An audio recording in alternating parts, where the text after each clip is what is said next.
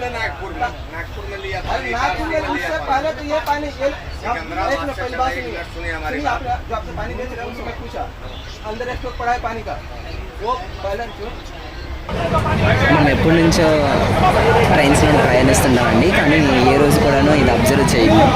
ఒక 14 రూపీస్ అని ఒక బాటిల్ మీద రాసి ఉన్నా సరే దానికి మనకి 20 రూపాయలకి అమ్ముతారు.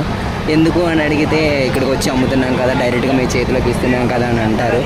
పోనీ 60 రూపీస్ ఎక్స్ట్రా తీసుకున్నా సరే అవేనో కొత్త టేస్ట్గా ఉంటాయా, లేకపోతే మినరలైజ్డ్ వాటర్ అంటే అది కూడా నార్మల్ వాటర్ లానే ఉంటుంది.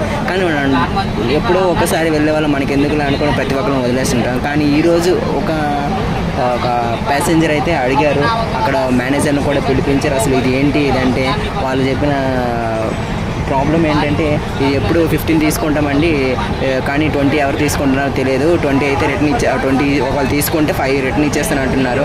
ఇదైతే ఎప్పుడు జరగలేదండి. నేను ఇప్పుడు కూడాను చాలా ట్రైన్స్లో ప్రయాణించాను. ఇట్లాంటి వాటర్ బాటిల్స్ మాత్రమే ఇచ్చారు, కానీ ఎప్పుడు కూడాను అందులో కానీ 5 రూపీస్ రిటర్న్ అనేది ఇవ్వడం ఎప్పుడు జరగలేదు. అవి కూడా ప్యూర్ మినరలైజ్డ్ వాటర్ అయితే కాదు. ఈరోజు ఒక పర్సన్ అయితే దాన్ని నిలదీయడం అయితే జరిగింది. ఇది ఒక ఐఆర్సిటీసీ అని ఒక లోగోని ధరించుకొని వాళ్ళు చేస్తున్న వెనకాల ఉన్నటువంటి స్కామ్ ఇదన్నమాట. బయట వాటర్ పట్టేసి అందులో బాటిల్స్లో ఫిల్ చేసి అది అమ్మడానికి వస్తున్నారండి. ఇది మనం డైలీగా చూసేదే, కానీ ఈరోజు మనం పట్టించుకోము. కానీ ఈరోజు ఇది తెరువులోకి వచ్చింది.